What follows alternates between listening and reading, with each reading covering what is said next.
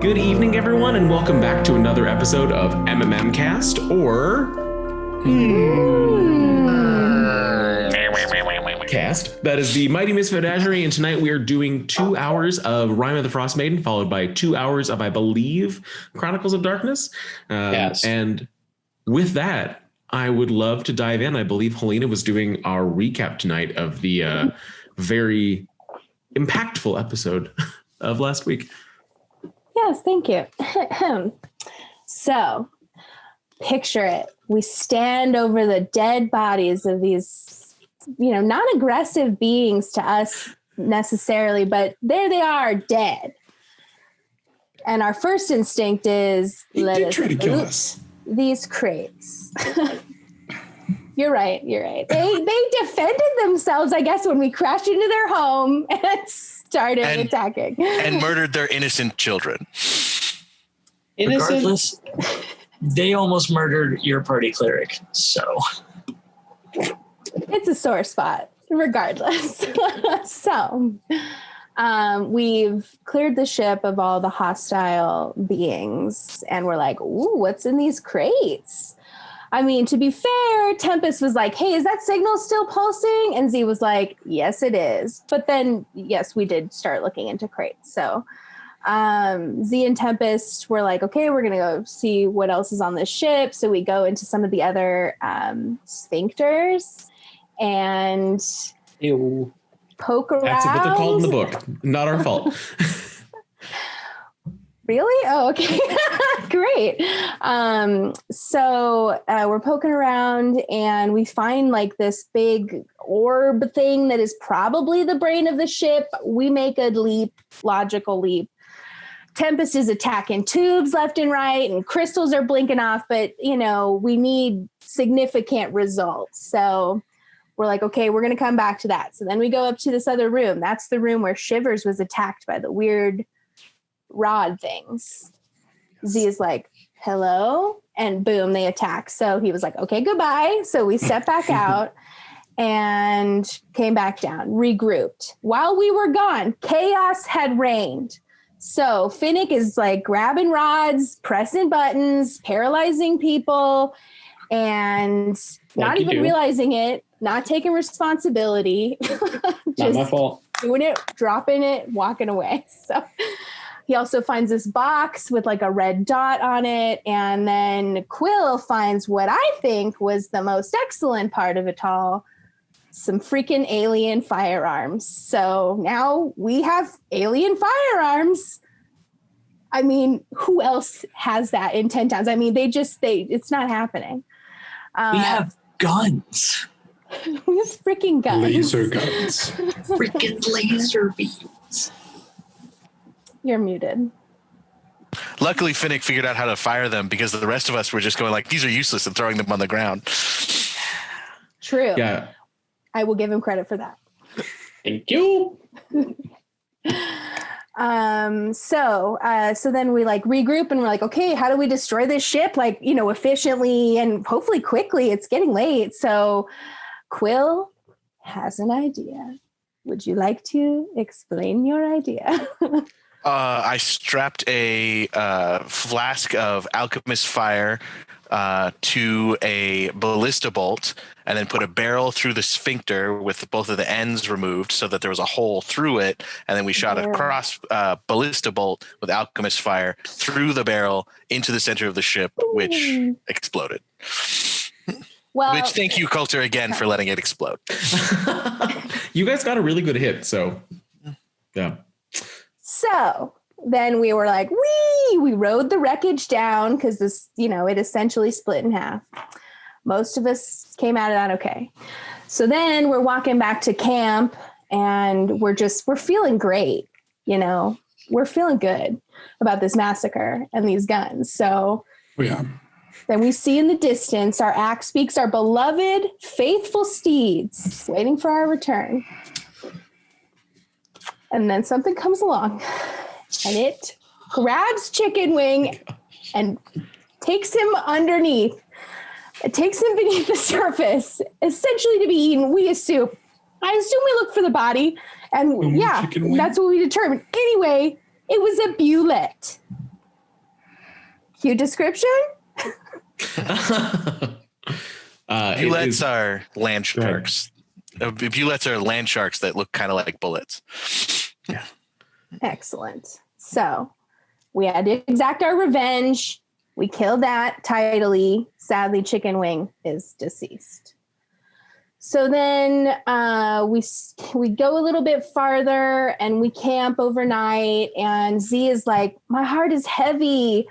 I'm feeling kind of conflicted about all this stuff. Let me go to the cleric of our group and lay my heart down for him and see what guidance he has. And Altus was like, hey man, I'm not really a true devotee of Tyr. I kind of been keeping some stuff from you. And sure, I like the guy and he gives me some power, but I'm actually a spy. Okay, he only told this to Z, by the way. And then at the end of this very strange conversation, they both pledged that they trusted each other. I don't know how we got there. You should go watch it. It was very moving. So then he tells him he's a spy from these people called the Harpers, who are like the society who goes undercover places to like make sure people are being fair. I think. Is that fair to say? Yeah. And then, okay. I'm thinking that's all. No. God, I'm missing a huge piece. Okay, so then the next morning, we're like, okay, we're trudging on. We're looking for this fortress. We come around this bend. Boom, there it is, carved out of this massive rock face, hundreds of feet high. Okay, so we're plotting. How are we going to get in there? Who's in there? Can we maybe do a little disguising? And so we think, okay, we'll watch some of the comings and goings and see if we can grab someone. So we're like plotting and do. And then we hear this massive sound. It's these huge ice doors opening like 300 feet above us. And then we see a massive ice black dragon take flight and head straight to 10 Towns. That's we can never get a break. Done. Never. And with that, we join our party on the side of this cliff face, looking up at a massive Durgar fortress carved into the rocks around them as the dragon departs overhead. What are y'all doing? As I'm staring up at the dragon, I ask Z, Z, am I wearing my brown pants? I don't know. Are you? I sure hope I am. I aim my gun at my new gun at the dragon. How far away is it? Can we tell? At this point, it is. It's probably a good 400 to 500 feet away between being above you and moving. So I'm gonna just mush the dogs and take off after it because I have friends in Bryn Shander. So are you heading straight for Bryn Shander? Well, I'm heading straight towards that thing, wherever it headed. I'm gonna try and keep it in sight if I can. So we should probably establish where we're. So you're on the sled, and we're all on the X-Peaks. Yeah. Well, I suppose if Quill's going on ahead, we shouldn't split up. We can always check out what's in this place later after we take care of the dragon. So, shall we go? I don't think any of this is going to go anywhere, motioning to wherever it just came out of. Never say never with this group. Never, ever say never. Oh, Z's right. Quill seems to have his mind made up. Let's do it. Okay. Tell me where you are heading. Well, where is it heading? So you're going to lose sight of it pretty quickly. It was just heading like northwest of where you are. Mark. Yes. So starting here. Don't you have a way to like, what is it, like Wheeler Woe something? Augury, would that help at all? Yes. But if we're going to go up against a dragon, I don't want to waste a spell. So I thought it was a cantrip. Okay. No, I could go in the in the sled and cast it there. As a ritual? Yeah. I mean, I'm just thinking anything we can do to figure out where this thing is going to go so that we don't like miss it and waste an opportunity. Yeah. What does everyone else think? Are we sure it's going to attack and not just, going to hunt for its dinner? I don't know. How quickly are we on the axe beaks versus the dog sled? Same speed. Same speed. Okay. And is it outpacing us pretty handily, or can we still Significantly, yeah.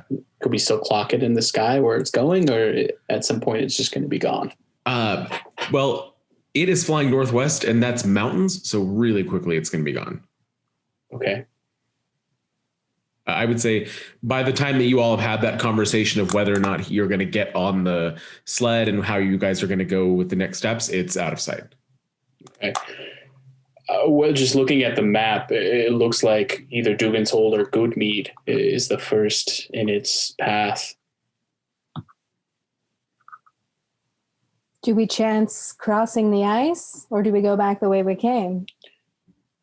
I think chance crossing the ice, if we can get it quick enough. If we can get within a mile of either, I can see what the damage is. But outside of a mile, my powers won't work.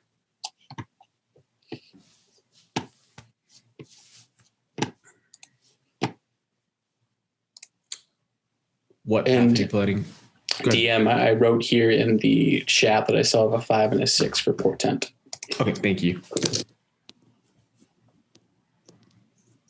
Okay, which path are we going and which direction are we heading? Straight, I guess, is the best way. Okay. So going straight through, and are you going straight to Goodmead, straight to Dugan's Hole? What's your plan there? Let's split the difference, and I guess let us know. I mean, if there is destruction, we'll know by the flames if one of them is being attacked. Okay. So starting out, are you trying to take that like circumnavigation, or are you going straight through the mountains? Oh, is it possible to go straight through the mountains? There is mountain travel or overland travel. With the animals, I don't think so. So it gives you mountain travel for a dog sled. So I will let you guys do that if you want to.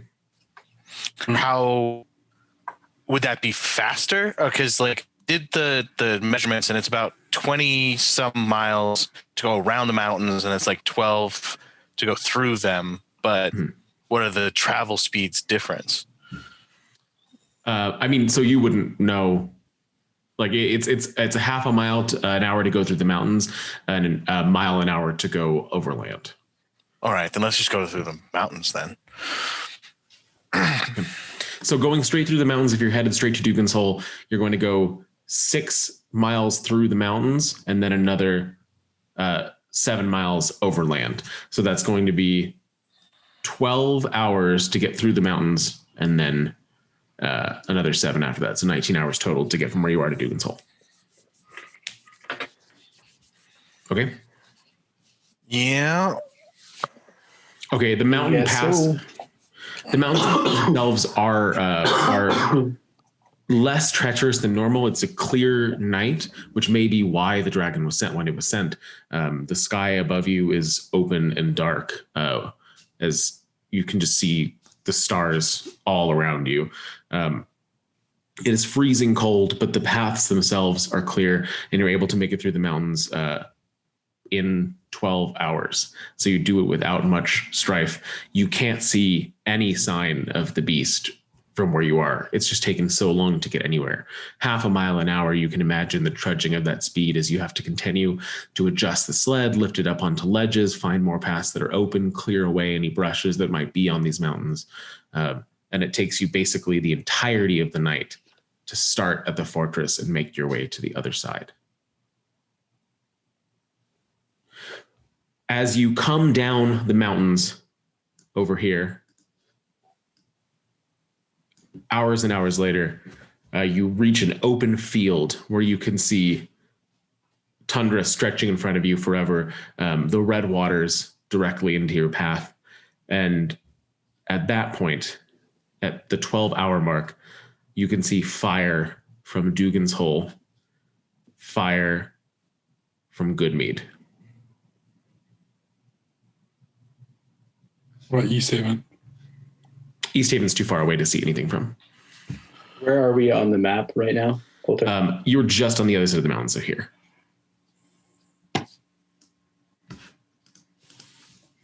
Master, do you have some way of determining, I don't know, seeing the future if it went to Brinchander or East Haven? No, I don't.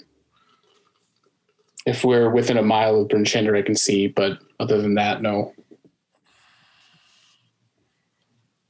Well, let's head for Brinchander, right?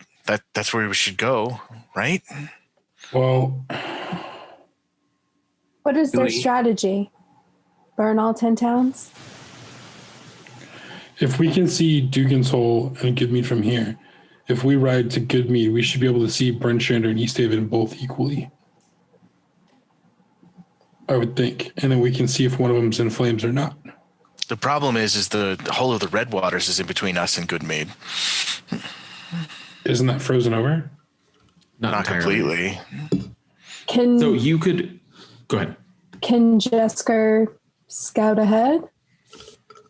Yeah, I can send him out. I only can communicate with him a certain distance. Why don't we send him to East Haven? We start heading to Brinchander. And then if he... Can he Yeah. find you even if he can't communicate with you? Yeah, I mean, outside of 100 feet, I can't communicate directly with him, but he will be able to find me. Okay, so you're sending him to East Haven? Yeah, I'll send him to East Haven. Okay. And the rest of you are heading to Brinchander? Are we I'll- sure Brinchander is where we should go? I'll use a spell slot to cast Augury. Should we go to Brinchander?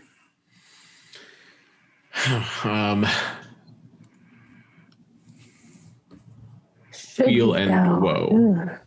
Weal and woe? I feel like if there's any possibility of woe, we need to go. Okay. I That think I agree Brinchander with. is our next best bet. Yeah. Okay. So from here, it will take you basically the rest of the day to get there. I mean, and beyond. You'll have been traveling. You can't go straight across the Red Waters. You do have to go. And there's no part of it that like one axe beak can fly through or can get through. So like, here's what I'll try to see if I can highlight this for you. This is mostly frozen over here. Mhm. And it's like when you get to that midway point where it starts to be, I mean, you can see how it opens up. Yeah. So if you stay to that side of it, that's fine, but it's still not going to be like a straight line, I don't think. Okay. So, I mean, it's close to a straight line. There will be risk involved.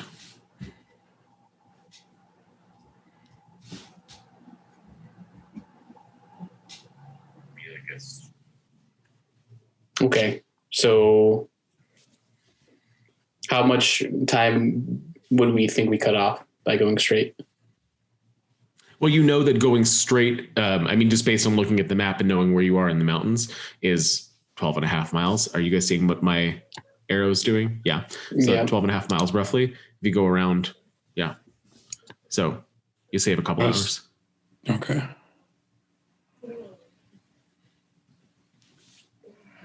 Might be worth the risk. A couple of hours. Yeah. Yeah. Okay, straight through. As you reach the edge of the lake a few hours later, all of you just pushing the dogs and the axe beaks and yourselves as hard as you can just to get to your home. The ice itself is solid near the shores, where the point of the freezing begins, and it moves out into the ice, and you can see ice flows in the distance where the dark waters of what once was a much more successful lake lay rippling in the moonlight. And can I have each of you that are piloting everybody? As we get there, how heavy are axe beaks? That is an excellent question. Lighter than a horse, heavier than a dog. But I will see if I can find you something.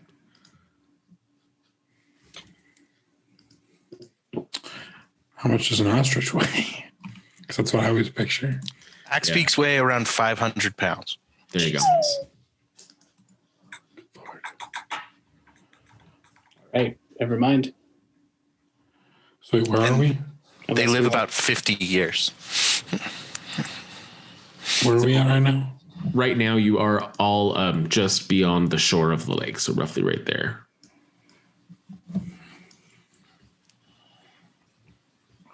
Continuing forward. I think we need to go around. Yeah. Yeah. Okay. Everybody that is controlling a mount, I need a dexterity check.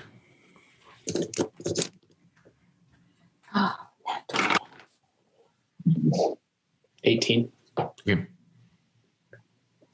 Dog sled 2? Yeah. 17. Okay. 17 as well. Okay. I get an at 20 and making it 21.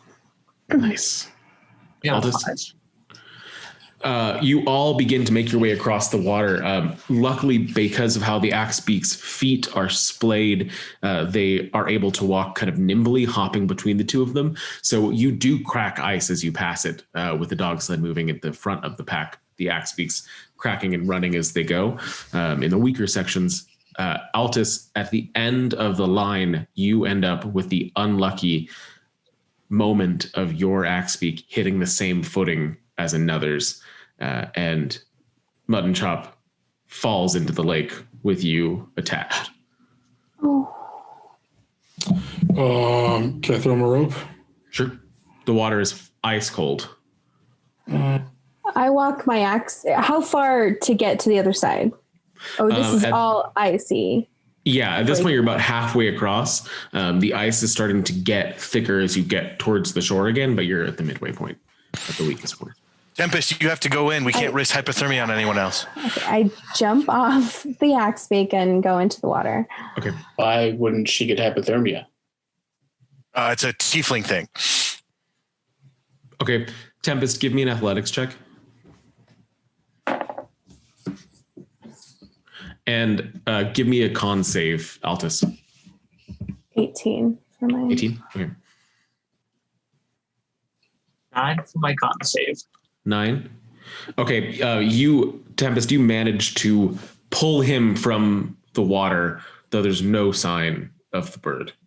The water's dark. It's so difficult to see as it is, especially beyond the glare of the snow. The water is just pitch black below you. And you pull him onto the shore. Altus, you have 1 level of exhaustion. make sure my axe beak makes it across. Okay, Start wringing out my clothes. Y'all are going to keep moving then? Maybe we should rest.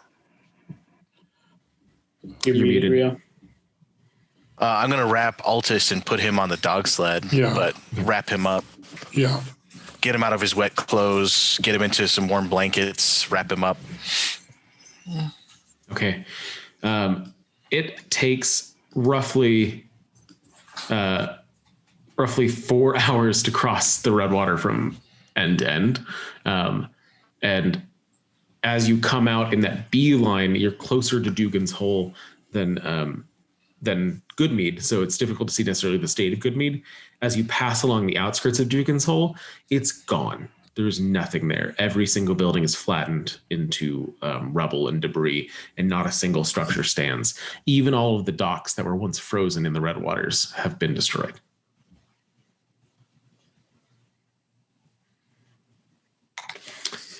Even I didn't hate that place this much.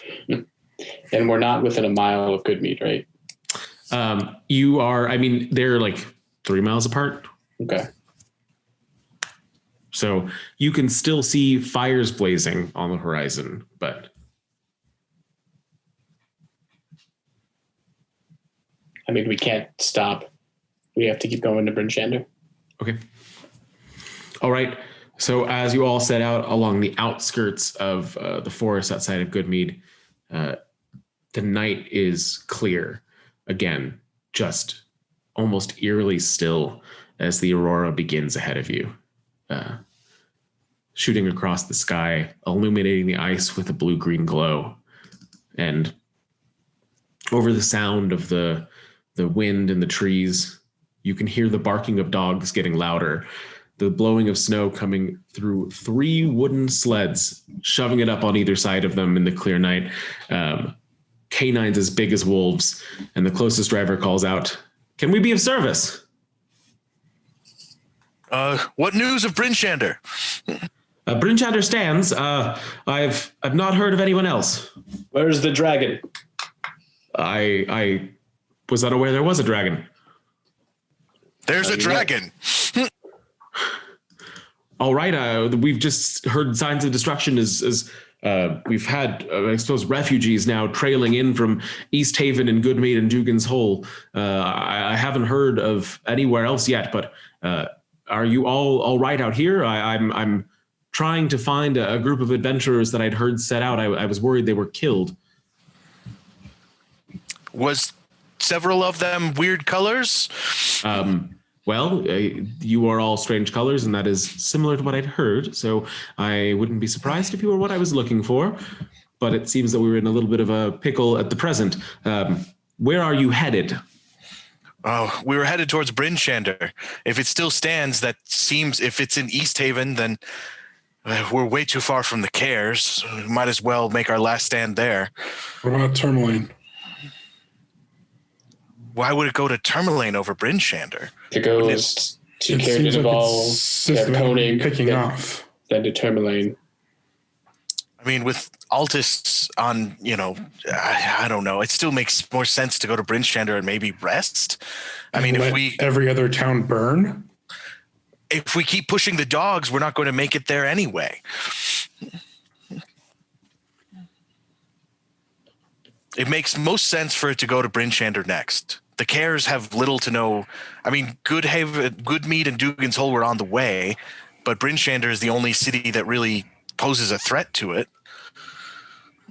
I think that's a mistake, but... Well, whatever you decide, we'll be happy to assist as we can. We can talk business once this is over. I'm sorry, who are you? She pushes back the hood, revealing a slim human woman with white hair, wearing an eye patch over one eye. She introduces herself as Villain Harpel. I am a wizard traveling, and I am in need of assistance. But obviously, this is something we can talk about later. This is a difficult time for all of us. Do you all have mounts? None of you need rides. I have extra capacity on the sleds. Altus, are you feeling up to riding? As I'm kind of like clutching myself and trying to keep warm. I can ride. I can ride. I hand you some of my spare clothes and then kind of expect you to get dressed. I do indeed bundle up as best I can. Do you have the ability to see this dragon if we explain it to you? I'm not a seer, but I can do my best, I suppose. Okay. Are you a conjurer? Can you... That's who you're meeting with there. I am a necromancer.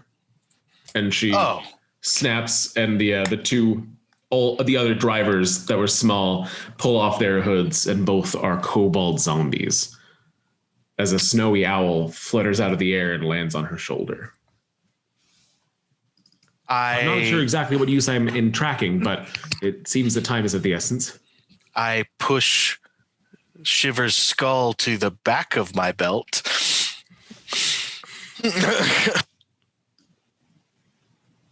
I know it's a dirty word, but we can discuss that another time. Well, It's not such a dirty word around here. How many of these zombies can you bring to bear? Because Dugan's hole is right there, and there's plenty of corpses. Well, I don't generally go for.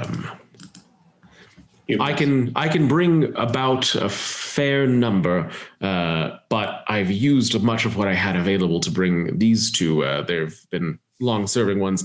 Can you help us fight a dragon? 3 more.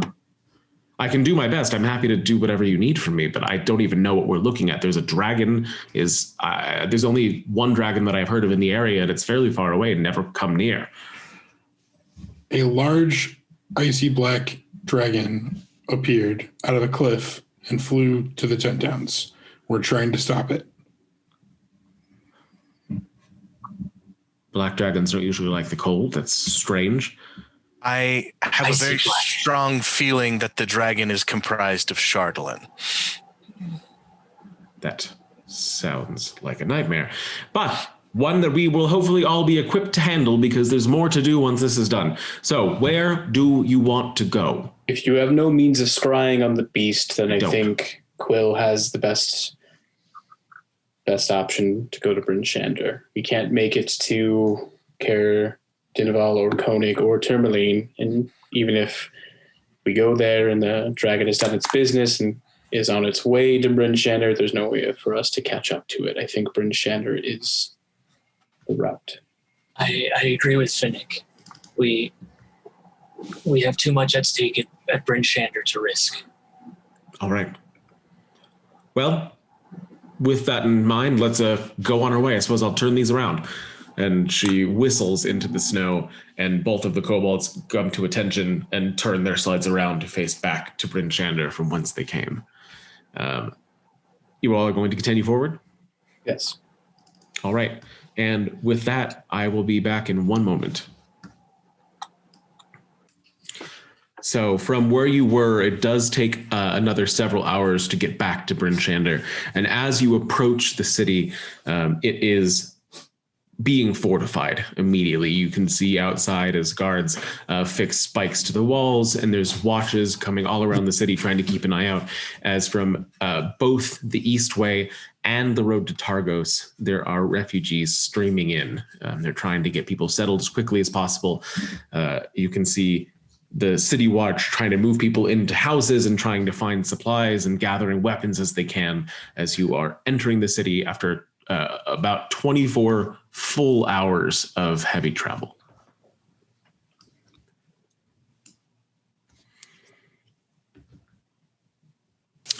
Is Helene anywhere, or did anyone we recognize? Right now, there's mostly, city officials moving people around. There is, if you go to the inn, you might find her, or go to her house, you might find her, but she's not just out in the street, no. I just meant we've been living in Bryn Shander 3 years. Anyone we know in the guard, or? You guys would probably know, the captain of the guard, and of course you know who the speaker of Bryn Shander is. So you would be familiar with Duvessa Shane and the sheriff Markham Southwell. You can see as you come into the town, she is in the town square, kind of yelling and directing people from side to side as more of her lieutenants are organizing people. The sheriff is one of those who is down on the ground, and he is moving with the guard more so and getting them into rank and file and figuring out who's going to be at which gate and how they're going to try to defend from the air. What's our reputation in Bryn Shander? Like what we could listen to if we talked to the speaker or the captain of the guard? I would say at this point, yes, you've gone through helping 4 different towns, and Bryn Shander was one of the ones. So you have a good reputation here. I don't believe any of you have met Duvessa Shane personally, but she would definitely have heard your name at this point. I guess we really did only help 4 towns, huh? Yeah. The next thing that comes to my mind is talking to the speaker and seeing what information they have about the other towns and when the dragon might come. Okay. So as you approach where she is in the market square, was there something, Hank? Yeah. Since I know people in a couple towns, do I recognize anyone from Lonelywood or East Haven? No. Right now, you can see there are some of the merchants from East Haven have made it here. People that you have done work for before. That seems like everybody's kind of separating themselves by their town. So you can see the East Haven folk are all in one clump of people as she's trying to organize the refugees as a whole. No one from Lonelywood or Targoso? No. Okay. Just so you guys can see what you are looking at. So she is on a stand right in the center of town here. Now, at this point, you all have been traveling for more than 24 hours. You all have another level of exhaustion added. Yeah. We have 2 now? So 1 for us and then 2 for okay. Altus. Yeah. I'll go straight up to, him or her. The speaker is a female. The sheriff is a male. I'll go right up to Both the human. Speaker and just say, what news from the other towns? Just a moment. And she turns and finishes yelling at him. Move that over there. We're trying to make more space in the basement. It seems to be the safest place that we can put them. The news, it's been a little bit hard to keep track of as we're getting people in, but so far I know I have people from Dugan's Hole, from Goodmead, from East Haven, and we're getting very small trickles from the Cares both coming in. I'm not exactly sure where else this has been, but I haven't seen anyone from the north yet. Nothing from Tourmaline? Nothing from Tourmaline or Lonelywood or Targos or Bramit or any of these other places, but what do you want? I'm still in the middle of trying to fix this. We're here to help and potentially save this town from a dragon. That's fantastic. I'm happy to have whatever help we can get. Please go talk to the sheriff. I'm going to try to finish what I'm doing with refugees. I apologize for being brusque, but you understand these are... Just go. And she turns back to start. She walks over and grabs a crate herself and moves it as they're trying to make more and more space in the stores. I'm going to set Altus up in a comfortable corner and tell him to get as much rest as he can. And then I'm going to head towards the East Haven folk and see if I can't find Astagoth. The captain, Arlagoth? She's not there, no. Miss East Haven. Yeah. She's not, but she's not with the refugees. There is a group... from East Haven at this point, and you can kind of see anywhere, and even the gate that you all came in, all of the gates, there's still people trickling in bit by bit. But among the few hundred people from East Haven, she's not there. Ask them if they know where the dragon is there. Would they know? Can they talk? If you ask the East Havenites, the dragon laid waste to East Haven for 8 hours, and they put up the best fight that they could go for. But it ravaged a good chunk of the town. They don't know exactly what the damage is at this point, but they do know that almost the entirety of the guard was taken down. This is hopeless. An entire town can't stand against this thing, and we're meant to do something about it? We have to ground it somehow. Otherwise, it's impossible to fight. I mean, they did damage to it, right? Something? There's a wounded guardsman who does confirm that they did land a few hits. It was just so fast. And go ahead. I assume I'm not around for the talking to the guard, but we should probably ask what type of damage they did and see if that worked. I hate to, as a human player, be oh, what's most effective? Also, almighty DM, while I'm trying to rest up by myself, I'm assuming, is B anywhere to be found in all the madness? Ooh. She is, yeah. She's hobbling along kind of close to the wall so as not to get in the way in the road, stumped almost halfway over with her little cane and her sack over her back, as she seems to be kind of walking almost back and forth, pacing. I put my hand up and I say our trusted, almost calling card of, "You there, I've got some coin to spare." And she melts upon seeing you. She drops her sack and drops her cane and stands up straight and just runs over and pulls you to her. Oh, I'm so glad you're okay. I didn't think there was any way that you were going to make it out if you were actually going. Oh, it doesn't matter now. As long as you are here and you're safe. Do you have any more information? I haven't been able to gather anything. These people are also out of sorts. Veldora, it's a dragon. It's a shiny, icy. I fear it's. I'm sorry, Charlotte. Chardalyn. Chardalyn. I almost said charlatan. I fear it's a Chardalyn dragon of some sort. I came into contact with some Chardalyn, and it almost pulled me into it. And I'm so scared, Veldora. That makes an unfortunate amount of sense. I think that's probably what the Duragar were going for then. If that was their goal, right? they've succeeded. Did you see anything on the map that might give us clues? I'm not sure. I don't have any other pieces of information, unfortunately. No, we found its home base, its camp where it was summoned or created, or God knows whatever's happening. We found where it left from and tried to get back as fast as we can, but we are obviously no match. And God, I just can't help but think if we had never left in the first place, maybe some of the buildings would still be standing. Maybe somewhere. It's too late to consider that now. You must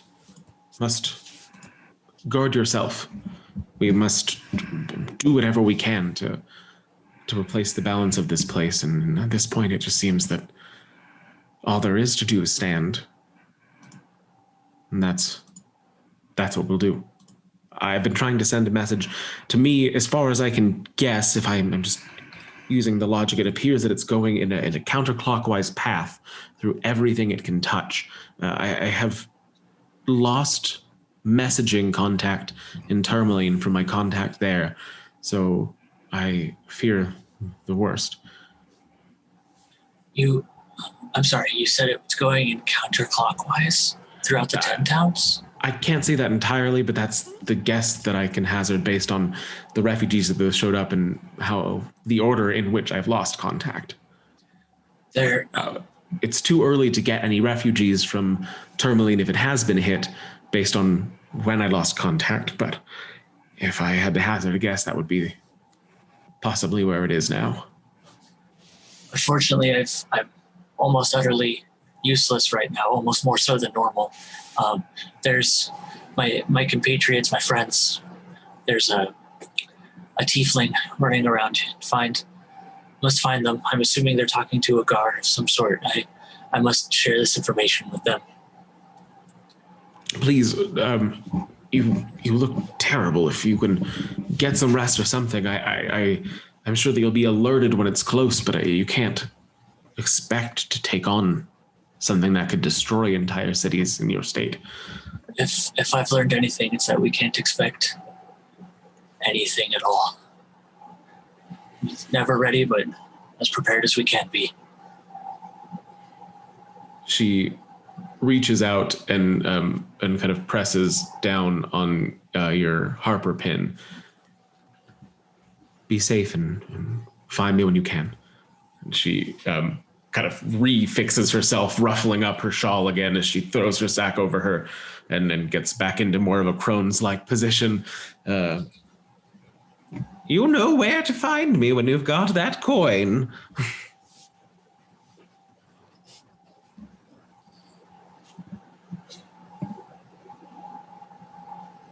I guess I would go and talk to the sheriff next if anyone else wants to join. I'll go with you. Quilzy. Honestly, I'm going to try and get as much rest in as possible because I'm in the worst case scenario mode. So I'm just going to find a place. See? I'll come with you. Okay. He is close by to where Duvessa was, but while she's working with the citizens and trying to get the refugees sorted and into houses that they're out of the cold, he is more handling the guard specifically as they kind of work in tandem. Go ahead. Sorry, I forgot. Are we anywhere near where we left Flynn?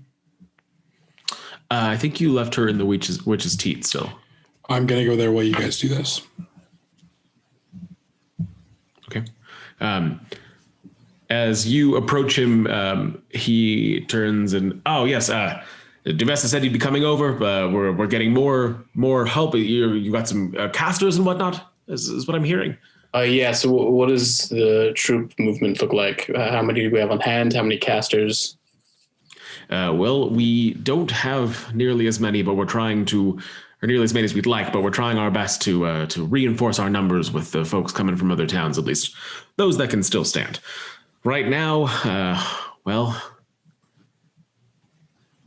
we're not looking at a great force, but give me 1 second. I'm going to pull up what their actual number was.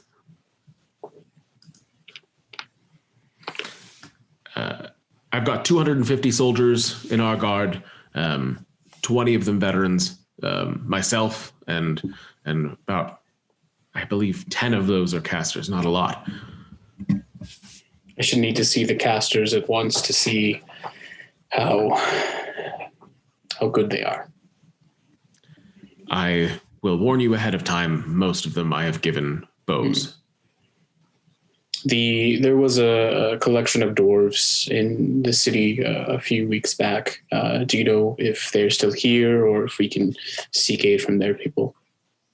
I'm not familiar with if they're from up north with all the dwarves have their forges in their valley. I'm not familiar with specifics, but we can get somebody on that. And he snaps and one of the guards comes over and you said they were in town, that we might be able to get their help. We'll do what we can. And he sends them off to try and see if we can locate them. Beyond that, we're just trying to gather information as we can and well, hold up.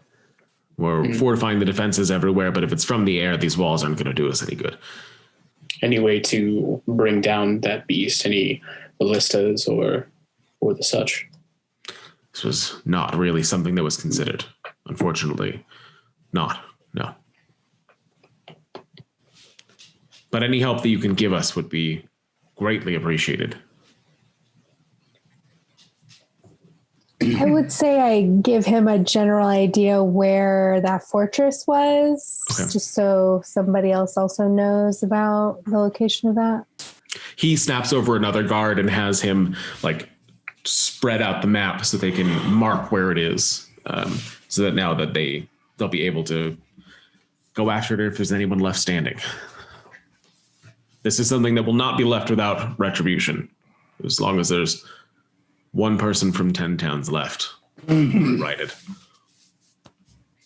After my conversation with Beldora, I think we didn't specify where I was, but I think I would make my way to the witch's teeth to kind of regroup and sit by a warm fire. Okay, at this point, you guys have been in town for roughly 2 hours, I would say. Can we send runners to Tourmaline and some of the other cities just to get more information, more intel that could help us? I have sent runners to Targos and Tourmaline as of now. No one has returned yet. But if I had to guess, we'll probably start seeing folks from that side of 10 towns showing up soon. I've covered everywhere in the south. Right. Well, I'd like to see those casters now. If it's not too much trouble, then I will rest up. He takes you over to the 10 or so folk. Everybody's very mismatched. Like you see most of the guards are in a uniform, but maybe only one or two of these people are in a uniform. They are just random townsfolk that happen to have arcane ability that are trying to help, that have volunteered themselves. And after going through the lineup, one of them has a firebolt spell, and everybody else basically has mending and alchemist abilities and things like that, but nothing that's really battle forward. Shit. I'll go back to the witch's teat. And on the way, I guess I'll talk to Tempest and say, I don't like our odds, if I'm honest, Tempest. Yeah, nothing but a bunch of kids. Well, I bet you have Go ahead. I bet you have a trick or two up your sleeve. Maybe one, but for a dragon, I don't know. I can't think of a better way to die, though. Can't wait. That trick with the river, your brother said it was because you're a tiefling, but I don't know of any tiefling having that kind of aversion to cold. Yeah, I'm not sure what he was talking about. I've just always handled the cold really well. That's a little more than really well. That's below freezing water. It's interesting. Come, buy me a drink. Whatever you say. All right. As basically now, I believe the entire group has made their way back to the Witch's Teat. It is crowded with people. Some of Bryn Shander citizens, some refugees. You see Tormund's running around trying to feed as many people as possible, as he's wearing a spattered apron with a huge stew pot that he's setting down on the table as you guys walk in, trying to ladle it out before people trample him. And Helene is standing on top of the bar, trying to calm down the crowd and help Tormund as best she can. She does have a much more commanding presence than he does, so that's helpful. But it seems that neither of them are making a whole lot of leeway when there's hot food and a lot of hungry people. Is it getting like rowdy, or are they handling it pretty well? They're keeping control of the situation. It's not like it's about to turn into a riot or something, but it's clear that most of the people aren't really listening to them at all. I go over and I look intimidating at them to shape up. Roll an intimidation check. Oh, 19 plus 4, 23. Dang, yeah. So as you kind of make your presence seen in front of that stew pot, the closest people all step back, and Tormund is looking at them like, oh yeah, I finally scared them off, and then turns around and sees you. Right time you finally return. I'm gone for weeks. And he starts going back to try to just ladle the bowls out. Thanks. I appreciate it. I just clap him on the back and then start helping, I guess. Okay. You looking pretty tired. You don't have to do this right now. I don't know what sort of yetis or whatever y'all were handling out there, but if you want to take a break, don't think I can't handle myself here. I can handle myself fine. I'll make sure everyone gets fed, and then that Tempest gets fed, and then yes, it will be time for me to go to bed. Yep. Okay. Helene hops off the bar when she sees you all coming, disappearing immediately into the mostly human-hided crowd as she pushes her way through over to all of you. Oh, thank goodness. I was worried that you wouldn't have made it back. This is a right bit of a situation we gotten ourselves into, ain't it? So, yeah, I suppose it is. Did y'all set the damn thing free? No, it may seem like that, but we did not. Well, that's good to hear, if nothing else. That way, at least, once this whole place is leveled to the ground, I'll still be able to get you some new jobs when things are picking up again. I'm assuming you're all here to kill the thing, right? Yes. It's the plan. All right. I like the looks of that. Oh, Well, yeah. yes. Do you still have any of that armor that we brought you to sell? I still have, I believe, all of it in the basement here. I was working real hard on finding buyers. I don't care. I'm gonna go take some. We might need to dole it out to some of the townspeople since we only have 250 strong guard. Lynn, do you have much battle experience? I do. It was mercenary most of my life, but it's been 20 or so years since I've been retired. I can still hold my own, I think, if I get backed into a corner, but don't expect me to do too much damage. Are you good at battle command strategy? She stands back up on the table, and her tone changed from what she was using before of kind of a stern barmaid almost to try to help Termin, and immediately belts out like a drill sergeant. And the entire room goes silent as she calls out, I don't know why I didn't think of this before. Farm a line! And yells back and starts getting the people more in order. That's a right good idea. I'll have to give that a shot. I don't think that's what he was implying. How would you like to be in charge of the defense of Bryn Shander? Ooh, in charge. I'm not much of a commander, but I'm happy to go out there and see what I can do to help the sheriff. Come with me. All right. She hops back down off the stool and follows you. We'll go find the sheriff. Okay. As they're walking out the door, I'd like to Finnick. Yes. I was told that intel says that the dragon is going in some sort of counterclockwise pattern. I don't know how much time that gives us, but that's what I'm led to believe. And do you know when it last struck? Or what it last struck? I don't. I just lost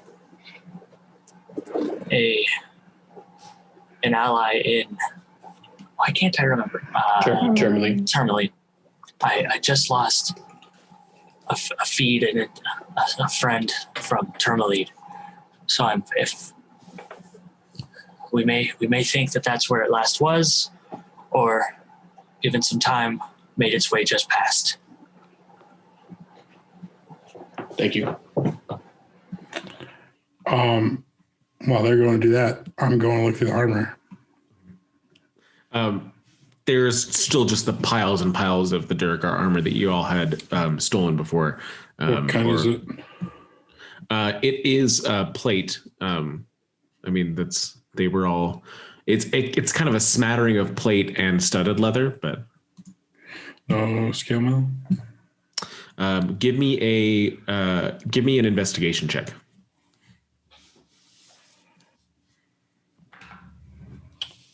20. There is a damaged piece of scale mail. What does that mean? So it would have -1 to its regular AC in its current state. I will grab that, and if I'm reading the rules right, I'm grabbing a shield too if there's a shield. Mm-hmm. Yeah, shields are going to be easy to find in that pile. How many weapons would you say they're down there? I don't know. How many are down there? You guys, I think, mostly just took armor, if I'm not mistaken. There may be some like pikes and things like that, but there's not going to be a lot. How much armor is there? I have to go back and see what you guys did, but I would say there's probably a dozen suits. Okay. It's all Durgar though, right? So it wouldn't fit other humans. Yeah.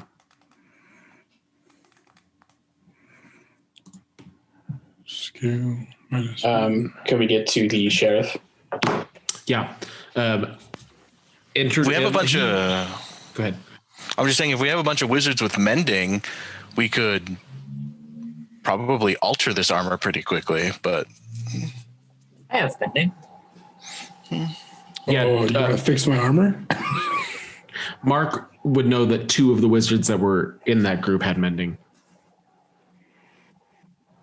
Can I get one of them to fix my armor? That extends dwarf armor to fit a human? You would need, a smelter, but the mending would really just fix Hank's. Yeah. I was going to say, I was more concerned. I mean, Z can fit into any armor he wants to, so.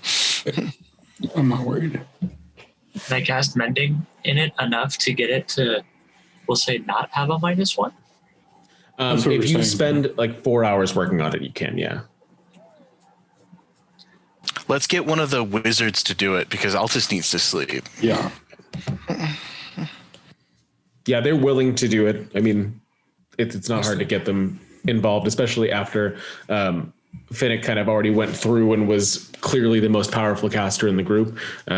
They all follow your lead as far as those 10 casters go.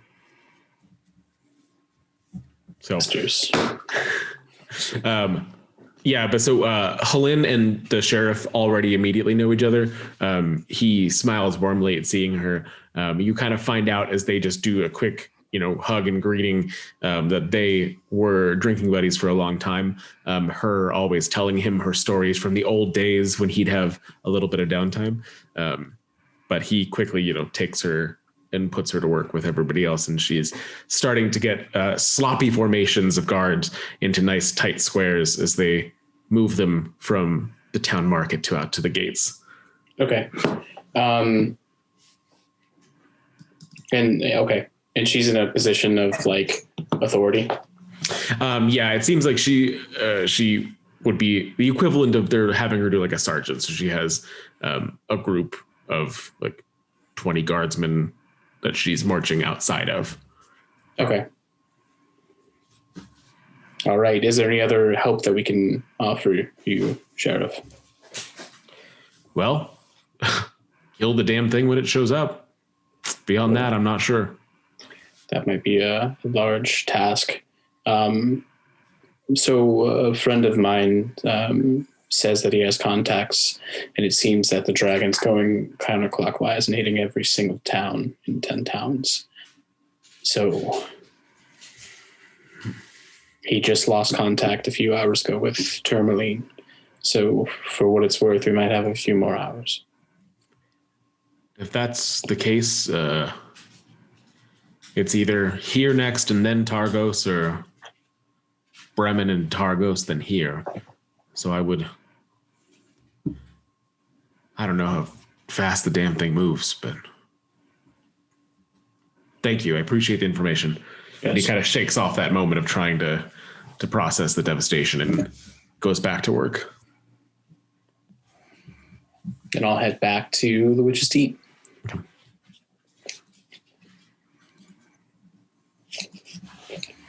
Okay. You have now all been in town for, I would say, about 5-ish hours between all of this. So now we're going from travel and wakefulness for about 30 hours. Definitely going to go to sleep as soon as I get to the Witch's Teat. Yeah. Actually, I'll go straight to my house. Okay. All right, the rest of you? I'm not even going to try to make it home. I assume as soon as I'm done with Finnick, I just make myself comfortable somewhere at my friendly neighborhood place of drinking and just almost die, go to bed. I've been in a big puppy pile on the floor of the Witch's Teat for about 4 hours now, so. I imagine Altus would try to cuddle up next to one of the pups, but be a little reserved because he doesn't know if Tranquil is still mad at him. I bump into you accidentally so that you fall into the puppy pile and then say, don't move. And just go to sleep. It's fine. Okay. Yeah. It's fine. Thank you. See. Yeah, it's surprisingly soft and warm as one of them curls up half on top of you. The weight, not entirely uncomfortable as long as it doesn't move that elbow too low. So true. And everybody is resting then at this point? Yep. I won't say it's a quiet night because it isn't, but the sound of the town mobilizing almost becomes rhythmic over time. Even though it's difficult to tell whether it's day or night or, even indoors, these twilight hours feel just like anything else, but all of you are able to get a full rest and are up 6 to 8 hours later. When I wake up, I would like to attempt to paint a very crude symbol of Tyr on my shield. So now all of you are no longer exhausted, and Jake is down to 1 level of exhaustion. Man, you started with the all of you, and I went, ah! It's okay, Jake. You don't need ability checks. It's fine. I mean, I don't need them right now in the tavern, no. But We can keep resting. Rest until the dragon comes, I guess. yeah, I'd imagine I don't get up. I just lay with the dogs.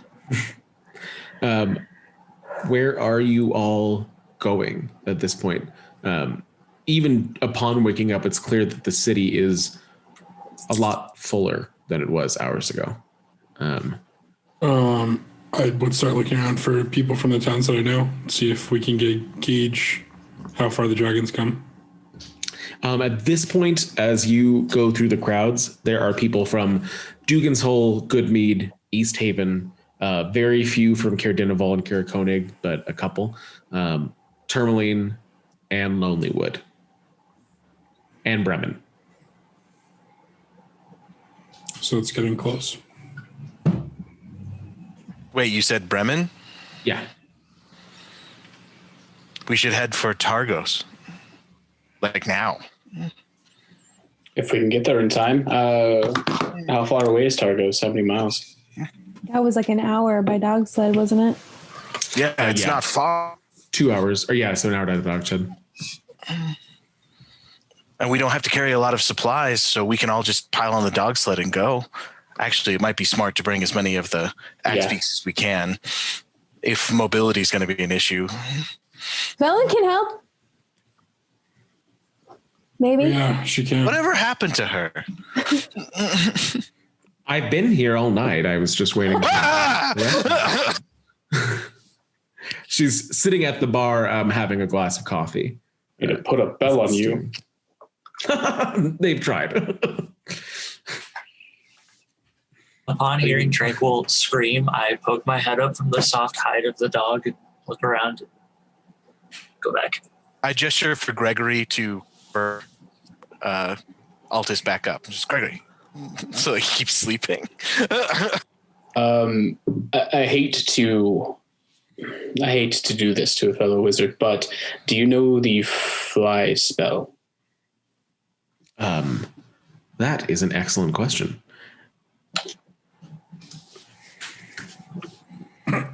Your DM just closed the character page for her because I thought she was gone for a little bit.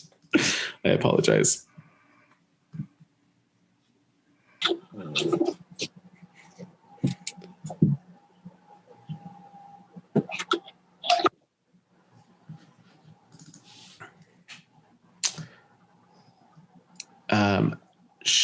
I don't believe does. Okay. Shit. Valen, what do you have, and what are you willing to I mean, like, let's wrap. I'm also an apprentice wizard, and it's a very loose term, apprentice. Do you want me? You'd want me to just? I can just open my book and let you see what I can do. I mean, I'm. Yeah. Let's see what's in there. I will warn you right now. If this thing stays in the air, I think I only have 2 things that are going to be particularly helpful. But I do have light, mage hand message, prestidigitation, chill chest, comprehend languages, detect magic, ray of sickness, toss the city's laughter. Dark vision, hold person, raven, female, inanimate, dead, Liamon's tiny hut, vampiric, touch, arcane eye, and blight. I also have a wand of magic missiles. I believe that if it stays in the air, I'm sorry. A wand of magic missiles. Yes. And she pulls out this little like icy blue thin stick. And what do you think you can break it down with? I honestly only think that Chill Touch and this wand are going to be able to hit it if it's going to stay in the air. Mm. And even then, that relies entirely on it getting close enough to the ground for Chill Touch. But all in all, I will use everything at my disposal for this. I don't know if I would trust Chill Touch if this is coming from the Durgar and the cold. I just have Chill Touch. Chill Touch is the product damage. Yeah. Is it? Yes. Yeah. Wow. It has a very remember now. name. That's right. I always get that one wrong. It's better than Icky Touch. Forgot about that. You know, Valin, I really regret not sending you to a particular cave north of East Haven while we were resting. I am going to take that as a compliment and not. Oh, it just would have been really nice to have some giant skeletons on our side, but. I see. I've been dispatched to caves before with much more nefarious means, so that was at least good to hear that it's not an attempt to kill me again. No, we found a cave just filled with frost giant skeletons, just filled with them. That is something to keep in mind for when this is all completed. But I will follow all of your lead if you have a plan. Master, always. I think heading to Targos might be a good idea, but if it's already done its business at Targos, then we're leaving ourselves completely open in Bryn Shander. I think we've made our choice. We need to stay here. Coulter, can I find a quiet space and then take out the shards of Chardalyn and see if I can't sense the dragon or something? I don't know. I'm grasping at straws. Yeah, you can try. I will try it. Mm-hmm. Can I cast guidance on him while he tries this? Well, I'm trying to do it secretly, see? Oh. Hiding secrets from your boyfriend? For real. How dare you? Well, I mean, the only person who knows that I have a weird connection to the Chardalyn is Altus at this point. Yeah. And I've been told that they're the most evil thing on the cosmos by my master. So I'm like, well, I'm connected to these things, so I must be evil still. Whatever. Go ahead and roll an Arcana check for me. Okay. Altus is currently dreaming that he's a banker in Neverwinter. And then he's surrounded by dogs for some reason. I say, aren't we all dreaming that? That'd be great. Oh, that's an 18 plus 3, 19, 20, 21. So you get them out and you can feel the spell that you had already cast into one of them. But the rest of them, all you get is blank. They are just slates. All right. Well, I'm going to cast Shadow Blade into one of them. Okay. So that I have that for later, and then Hex into another one, and then I'm going to stow them. And then it looks like every time you would have casted your spell, it hits them and then fizzles into it, just like that first one did. So they glow dimly with the light. But I'm assuming that way I don't have to cast. I have those spell slots later, so that's my thought process on that. Have you tried to cast from the stone? Well, so we were told that we have all the information from the Chardalyn thing, and in the Chardalyn thing, it says that I could do that. So I was assuming I was aware of that. Cool. What is next from the rest of you? And point of order again, DM, I have a 1 and a 14 portent. Oh, thank you. It is a new day. And also, is there anywhere in Bryn Shander I can buy spell scrolls? Nowhere's going to be open right now. Everything's in chaos. No, there's no businesses that are anywhere I could steal spell scrolls from. Ooh, I like this. Yeah. Okay. You're muted, Rio. Do you need help with that, Master? Because Yes. I have a lot of skills along those lines. Yes, I do. Okay. So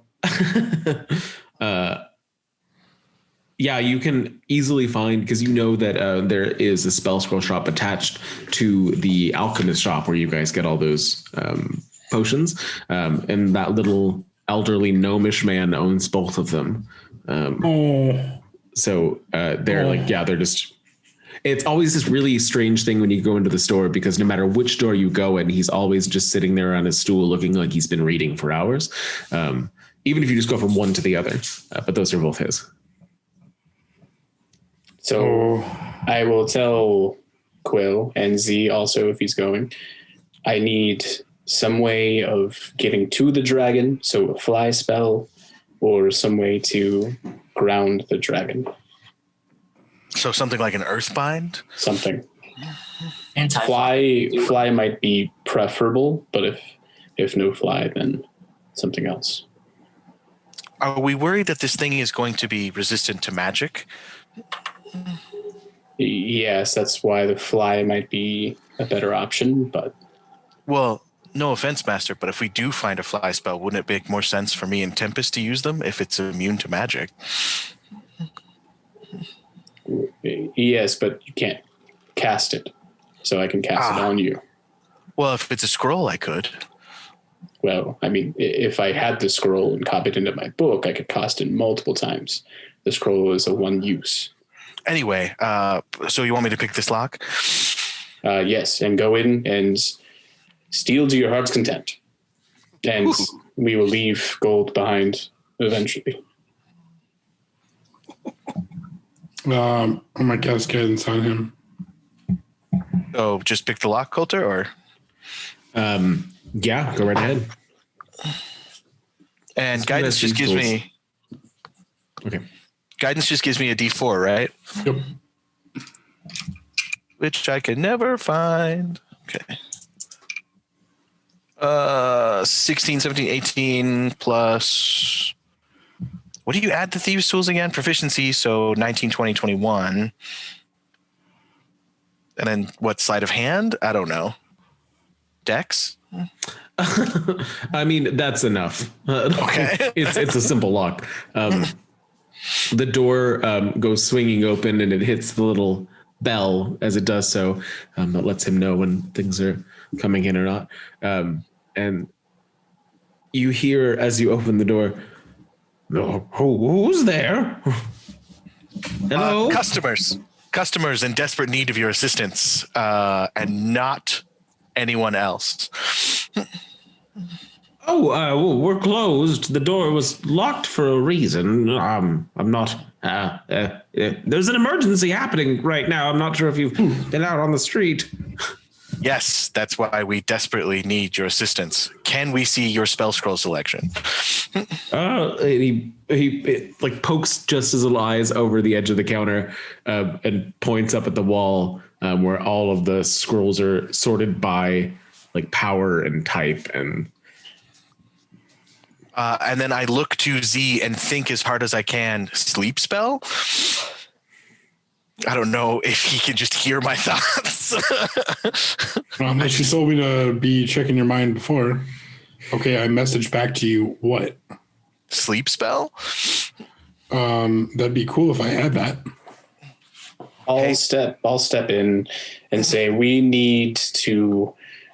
There's a dragon coming to town, and sure you understand. We need a way to either take it down or bridge the gap between us and it in order to save Bryn Shander. Firebolt? Magic missiles? We were thinking something along the lines of fly. Do you have a fly scroll? I do. Yes, I do. Hang on just a second. He goes underneath the counter and starts to shuffle around. I have 2 fly scrolls.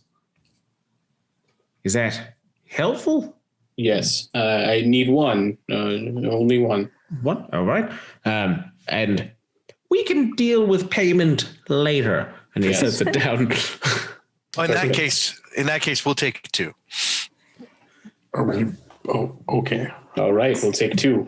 Anything else? Something earthbind or something to keep a flying creature down? He starts to scroll through the wall, trying to figure out if he has what you're looking for.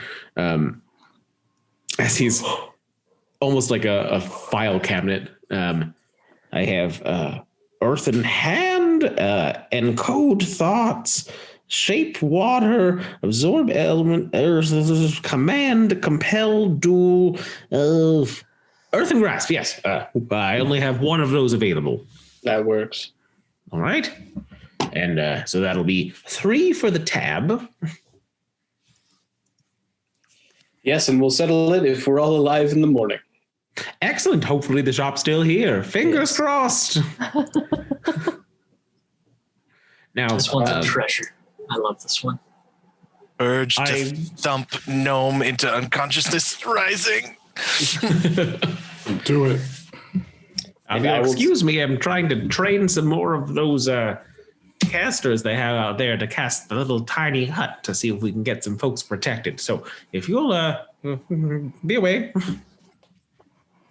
Yes, we are definitely leaving.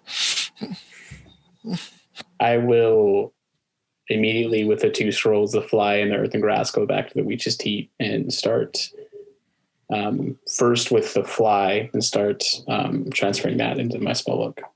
Okay. Master, aren't we leaving for Targos? No, we decided to stay here. What about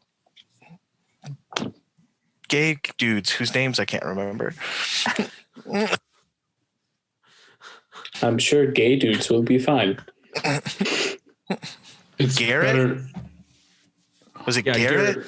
Garrett was the one that went up on the mountain, and then I don't remember his husband's name off the top of my head. What happens if we start heading out there, and by the time we get there, the dragon's already on its way to Brinchander? It's faster than we are. We can't outrun it, so staying back is the best possible option to save Brinchander. Okay. And you're going to, so let me know what everybody's plan is with copying those into the book. Are you just trying to copy until it shows up? Yes. Okay. Can I help him at all? No. Yeah, one person job on that one. Everybody else?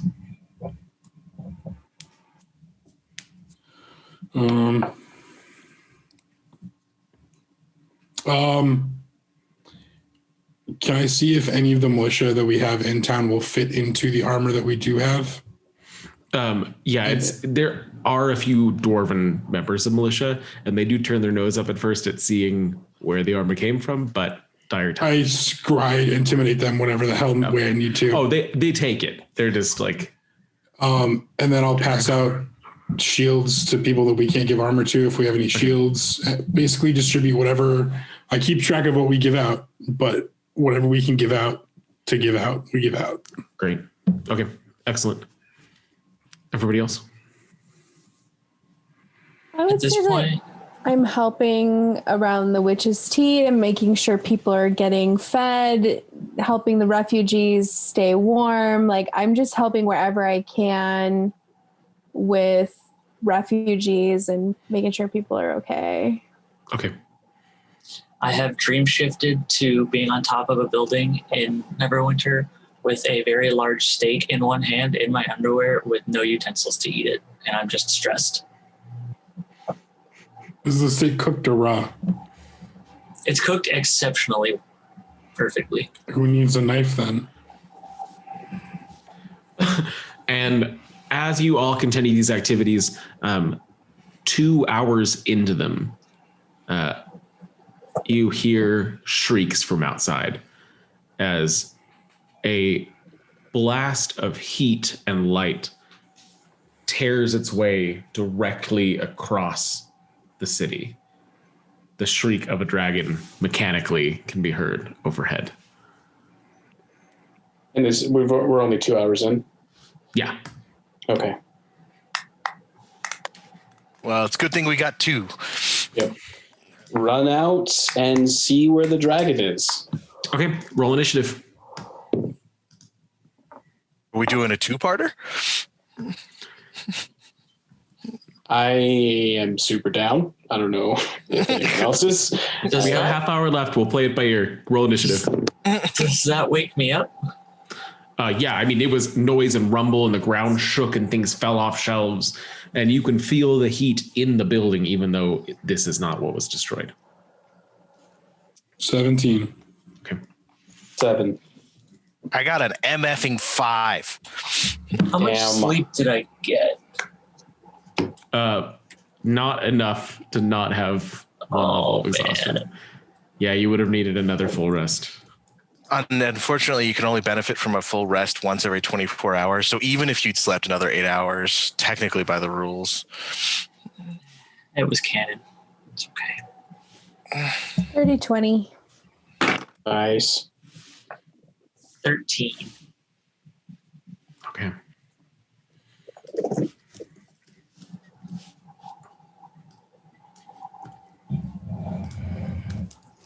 Wish we had talked about a plan amongst ourselves before this, but oh well.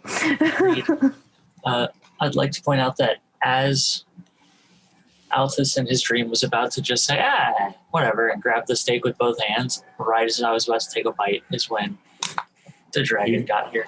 You're like, this is hot. Oh, this is too hot. What's going on? Why does it smell like burning? Why is the building shaking? So Okay. in the effort, I mean, I'm sure we would have talked about it a little bit, but has any of us ever fought a dragon before? Because I don't think we would even have the beginnings of a plan. Maybe? Have like a little something, but it's a super long shot. So I've got an alien firearm. It's true. They do have a range of 300 feet, so That is pretty great.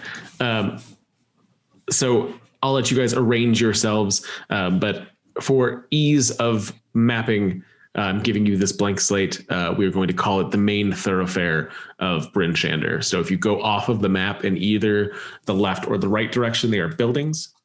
Behind you is the south gate. In front of you is the marketplace. How far away is the dragon right now? Right now, I was letting you guys arrange yourself first.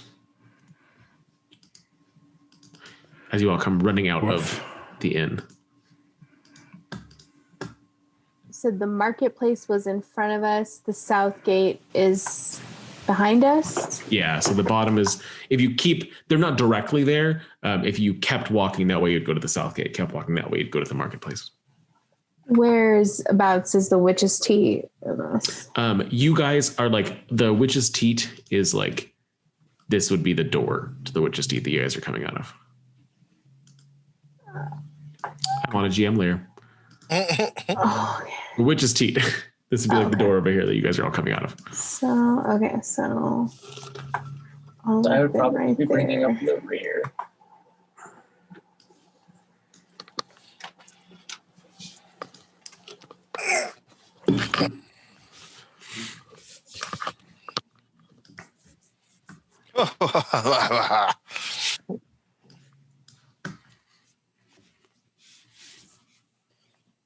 So the noise that you all had heard from inside was the dragon flying over and unleashing its breath weapon across a part of the city. And right now it is at the lowest point of its arc. It's about 60 feet up in the air, but it is working on climbing. Okay. So if you are, let me know when you guys are all arranged. You said 60 feet up? Yeah. Okay. So I just ran out of the witch's teat, looking around. Boom, dragon. So we can't control Vlyn. So if you want to move her over near us. Cool. Excellent. So 60 feet away, as in within range of 60 feet, or 60 feet away plus height? The 60 feet away is like, it is 60 feet up in the air, and then however much distance it is that way. So you're getting the hypotenuse of that triangle. Okay. And then the scorch marks from its breath weapon, do they look like they're a line, or does it look like the damage is fanned out? It looks like a line. Okay.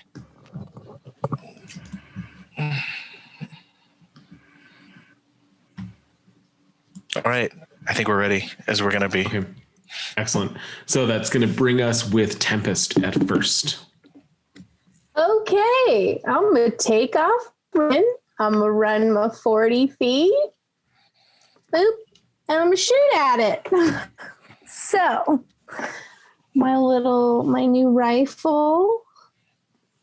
Hey, Coulter, is it fair to say that I had cast mage armor this morning on Finnick? Yeah. Okay. Yeah. I mean, you guys do that every day, so I will give you that. So, just for reference, from where I'm at, it's 78.1 feet away, just so everyone knows. Okay. Oh, from you? Okay. From Where I, like, hypotenuse. Yeah, hypotenuse-wise, it's 78 feet. Because it's 60 feet in the air. Excellent. So we would Okay. count that as 80 then, because it's closer to that. Cool. Okay. I got a 10. I probably To hit? hit him. Yeah. No, it goes wide and just entirely misses it. The dragon doesn't even notice you. And this is the dragon's Well, turn. I range. Hang on. Hang on. Do the laser crossbows have the loading property? No, I don't believe so. Helena, you have extra attack. Oh, I'm gonna shoot at it Twice. again. Yeah.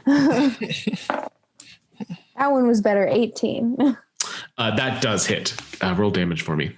All right.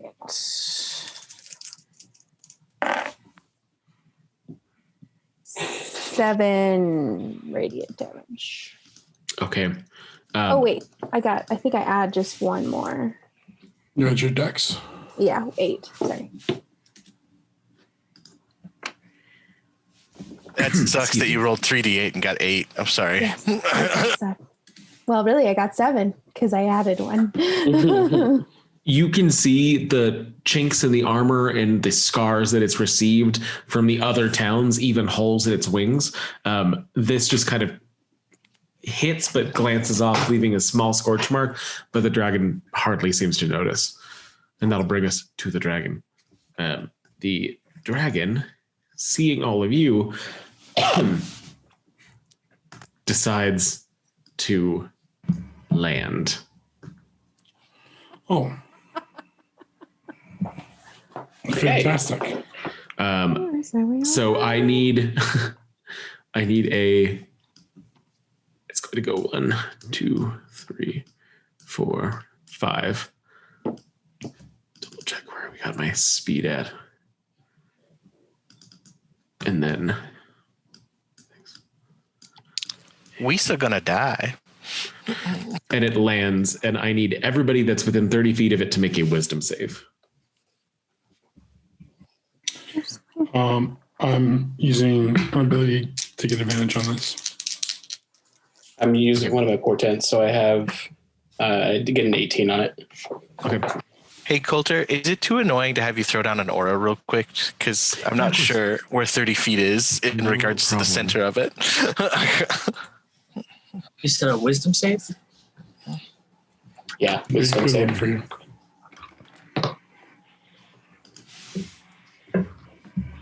Good. God, I really enjoyed playing Alphys, but I guess we'll see what I roll next. Oh, What kind of character I roll next. Joe. So Altus isn't actually in it. So Nice. Oh, thank God. that'll be an 18. 20. Okay. Everybody that gets over a 16 succeeds. I got a And- 3. Oh, So you are now afraid of the dragon. Oh no. If you are charmed by it, and if you are charmed by it, you fixate on another creature or object the dragon mentally chooses, and must on each of your turns move as close as you can to that target and use your action to make a melee attack against it. If the dragon doesn't choose a target, then the charmed creature can act normally on its turn. Oh, do we think So- the dragon's going to choose someone? Probably. As the dragon lands, it looks back at you and then looks forward at your brother. And I think I already win. It's going to make a claw attack against Z. That is a 24 to hit Oh, yeah. for 12 slashing damage. Well, it's a good. Well, it's a good thing we got you armor.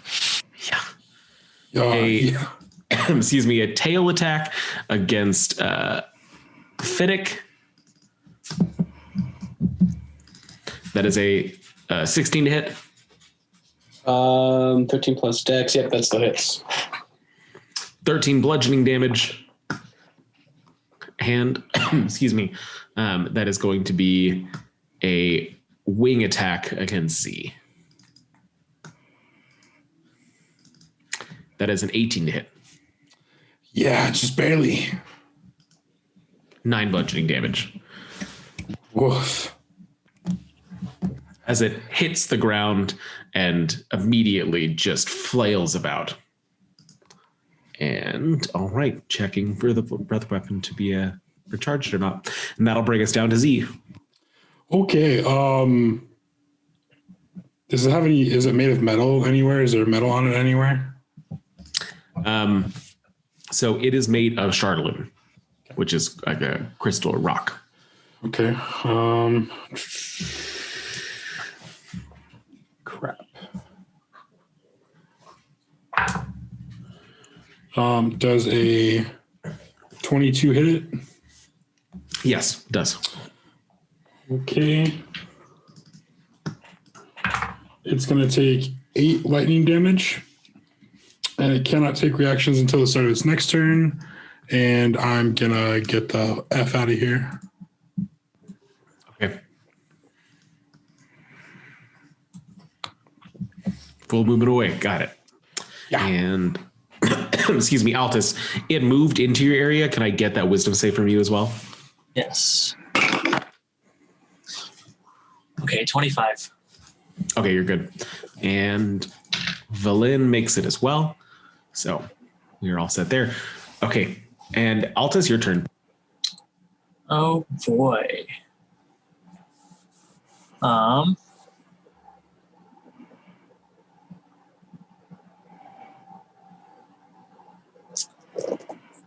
God, everybody else is charmed, so they won't actually attack it. Or they can make melee attacks against it, right?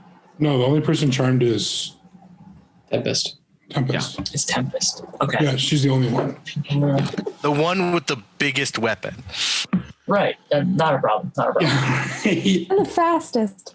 Let me do my measurements. Awesome.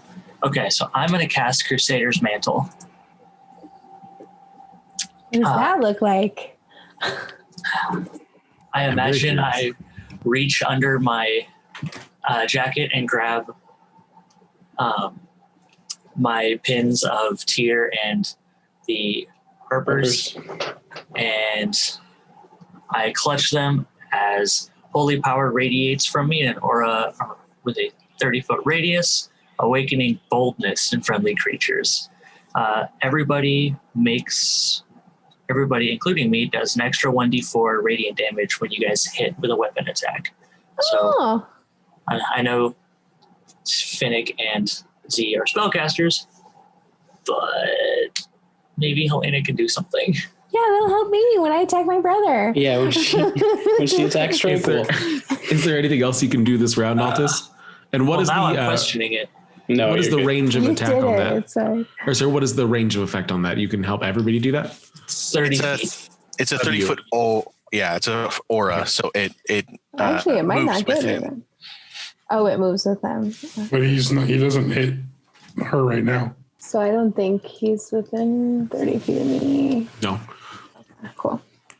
So now we got our double auras going. Okay, Altus, is that the end of your turn or are you moving? God, I was so sure about that, and then I started to realize, oh, spellcaster's here. It'll be If the thing that kills the dragon. It'll be that final D4. You just wait and see. I'd like to just move away a bit, Okay. like there, and call it. Okay. Excellent. That'll bring us to Finnick. All right, I will move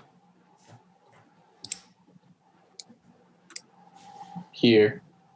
Okay. Then I will activate my pacifier rod. So using an action, press the button causes the rod to emit a chirp. Any creature within 30 feet of the rod that isn't deafened and has an intelligence of 3 or lower must succeed a DC 13 Constitution save or be incapacitated for a minute. And the dragon rolls a 1 on it. Nice. Okay. Well, holy crap. And did you say for the pacifier rod 3 or lower? Of intelligence 3 or lower must succeed on a DC 13. What if it's 3? No. What if it's higher than 3? So if it's 3 or lower, it's immune. Got it. Thank you. That's what I was thinking. It's weirdly worded. Okay, so the dragon got a 1 and is now incapacitated for a minute. Nice. Jesus Christ. Me too, because I rolled a 2. Who else is within 30 feet of you? Let me double check what I don't think that ruling's correct, just to be that guy. So, and has an intelligence of 3 or lower, must succeed on a DC 13. So if it has a 3 or higher, I think it's immune. So I was curious about that too when you first used the rod, because if that was the description, then when we first used the rod in the It Ascendant, nothing would have happened to anyone. Because everyone in the room had intelligence above 3. Yeah. I think this, I hate to be that guy, but I think Mark's right. I think it only works on creatures with 3 or lower intelligence. And I was doing a shot in the dark that this crystal dragon would be lower than 3 intelligence. I think it's meant to be like a pacifier for like cows and like axe beaks to like get them to like stop. Hey, upside, we didn't get incapacitated before. Yeah. True. Give me 2 seconds. I just want to read the actual text myself, and then we will pop back in. So thank you all for your patience as I pop into the book real quick. All right, it's guys, do I? So what is 3? Is that your plus? No. So it's if you have an int score of 3 or lower. Yeah. Literally just 3? Okay. Actually, the score. If it helps, Culture, the pacifier rod is in the Roll20. You shared it with us. Yeah, I know, but it's easier for me to find it this way. Thank you, though. Oh, okay.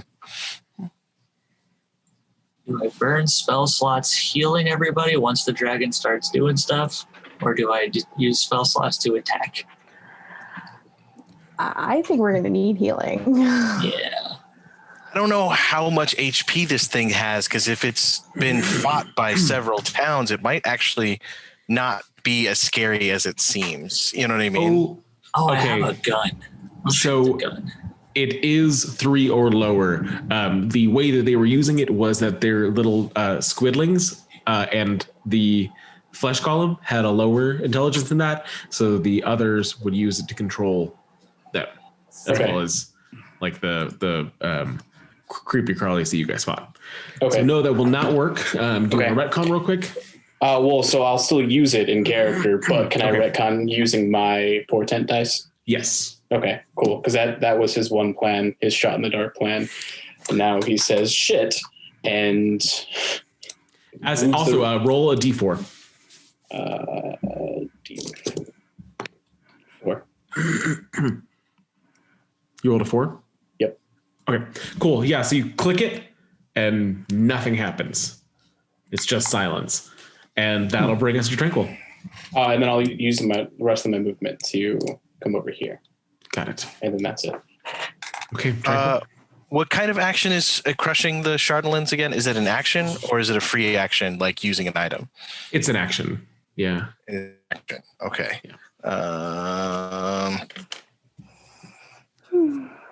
Okay, I will use an action to crush my one with Hex to Hex Chardalyn. I'm guessing I'm going to Hex it for strength. I don't know why anyone should be grappling it ever, but... and then I'm going to use my bonus action to cast Shadow Blade using my spell slot. And then... Oh, that is the wrong thing. And then I have 30 feet of movement left, so I'm going to go 5, 10, 15, 20, 25. Nope, I should not do that. It has a line. Just going to do this. All right, I'm going to die. But okay, moving on. Oh, okay. That'll be its turn now. Sorry, not its turn. That'll be that will be Valen's turn. Valen, having succeeded on the step, takes a couple steps over, and then she levels her wand of magic missiles at it and fires. And the blast looks like it's almost larger than it should be as she sends it in.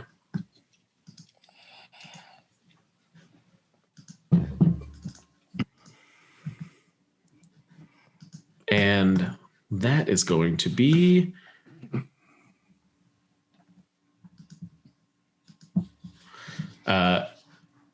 16 damage from her as she fires off multiple charges of it, all of the little specks of light whizzing through the air in different directions before they all collide on the dragon. All right, that's going to be top of the round, Tempest. So I am being compelled to attack Quill, right? Do I get another save first? Or you do get another save first. Yeah. Okay, cool.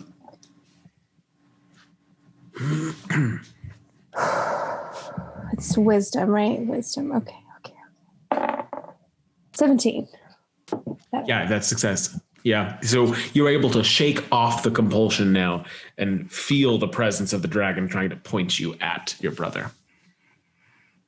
Okay. I'm now very angry. I'm going to run up to it. I'm going to rage, and I'm going to attack twice with my arcs. Okay, those both fucking suck. Shit. Okay. First attack 7 plus frickin' 6. So 13? That will 13 total will not hit, no. Okay, neither of them hit, but he takes 2 fire damage unless he's immune to that because he's a dragon. Nope, he is not immune to that. Yeah, take those 2 damage. So he does take those 2 damage as you see. Isn't it some 3 of the now? Crystalline. Oh, because you're level 5. Isn't it 3 damage? Oh, yeah, it does increase 1 at level 5. Yes. As you see some of the Chardalyn begin to almost turn red as you get close to it as it heats up. And that'll bring us to the dragon again. And the dragon, realizing that you have now shaken off its ability, turns over to you and it does its first claw swipe at you for a 21 to hit. Ouch. Yeah, that hurts. Jeez. So it does 15 slashing damage with that. As it spins around to do that claw, Tranquil gets its tail for 25 to hit. Yeah, that'll hit. 14 bludgeoning damage. Okay. And really, the 2 of you are the only ones that are close to it now. So it will do its wing attack against Tempest, which is a 30 to hit. Yeah. So that'll be 14 bludgeoning damage. And as it does that, it pulls its wings back, hits you with them once, and then uses that to raise itself up into the air 90 feet.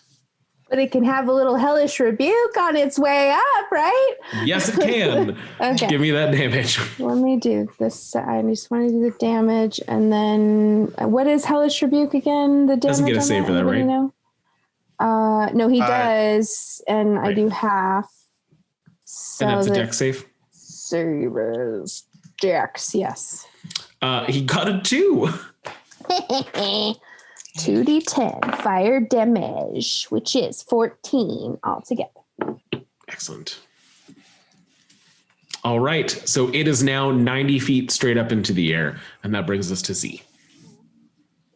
Well, shit. There goes my plan. So let's do some math here.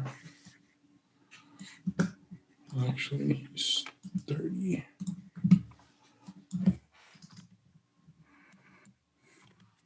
If only I had booming bladed. All right. So for the record, he's 95 feet away from me.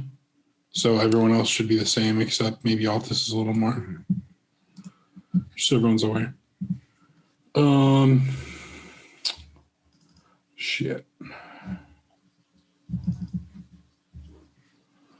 Do I even have anything that's...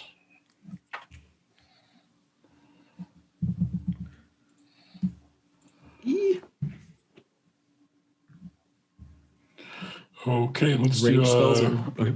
Let's do a firebolt. All right. Roll to hit. Does a 24 hit? Hits. Okay, and level 5, so 2d10.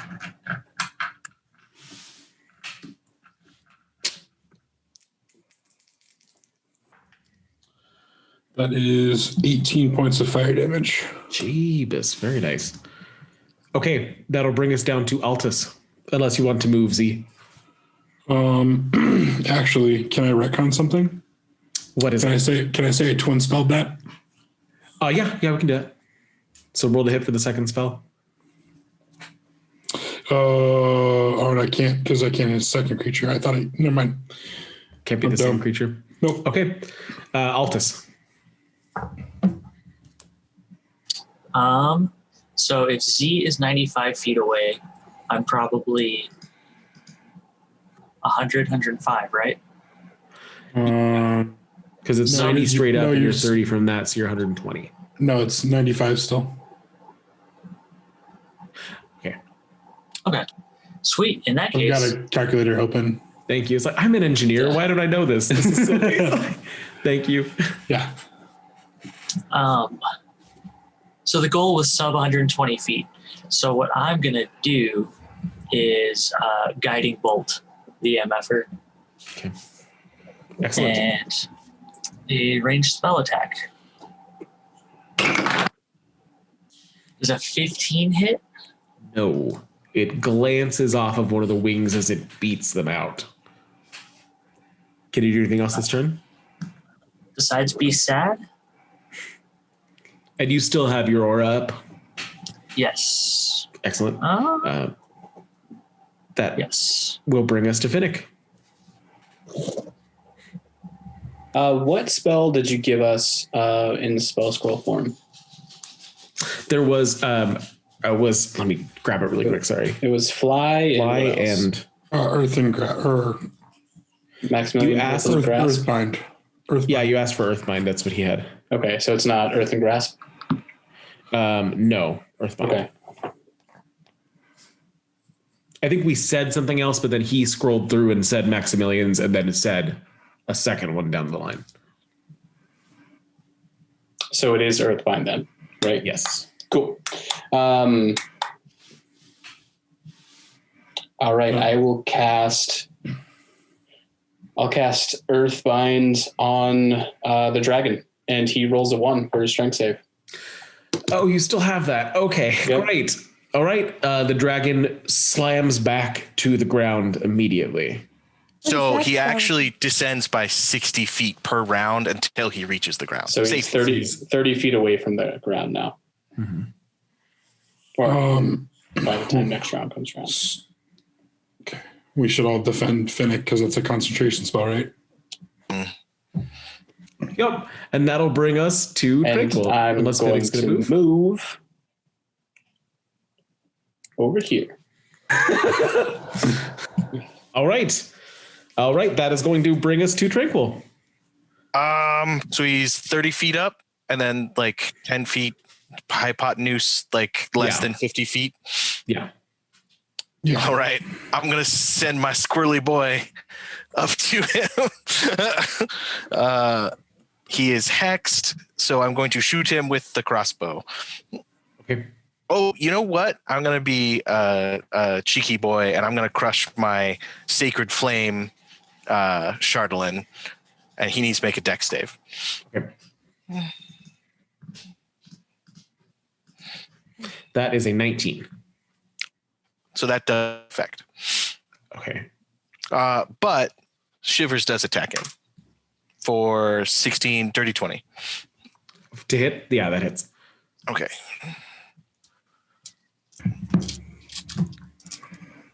And Shivers does necrotic damage? 10. Yeah, it's 10 necrotic damage. Okay.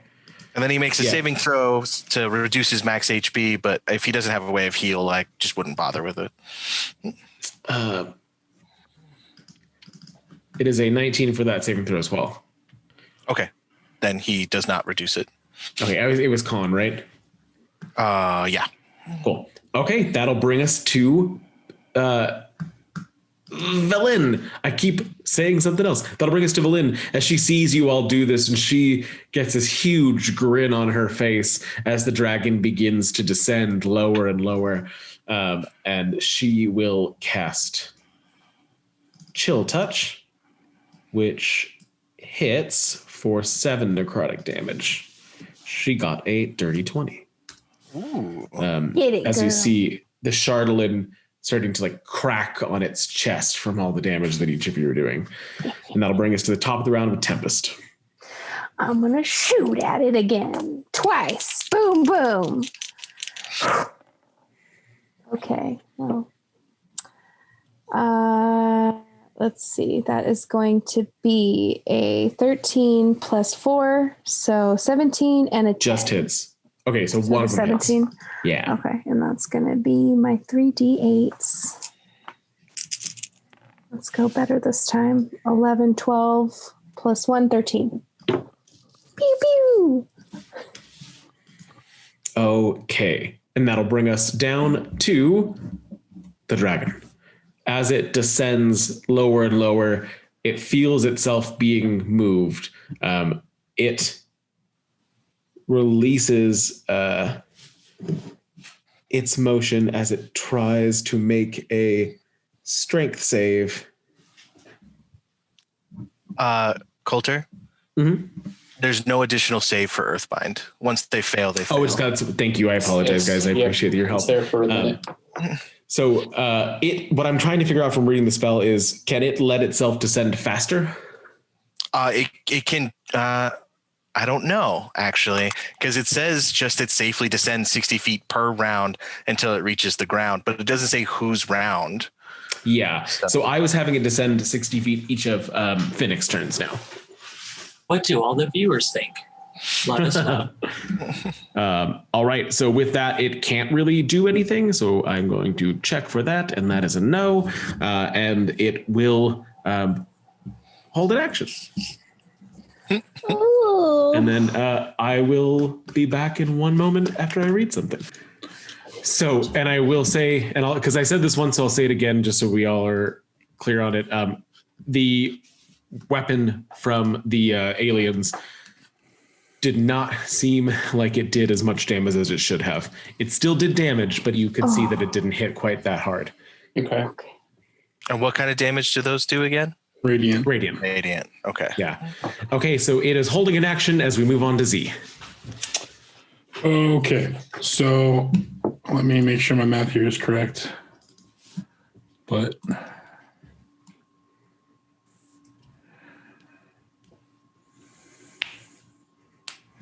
if I'm there,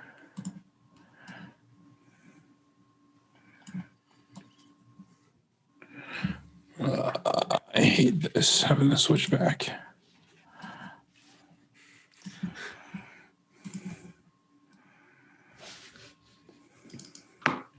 Damn it. Oh, you're too far. Oh, crap. Okay. Oh, wait. No, it's 60 feet. Haha. I'm fine. It's 30 feet off the ground right now. I'm not worried about the dragon. Okay, cool. Okay, I'm moving there. That's 30 feet. I'm using a sorcery point to twin a spell.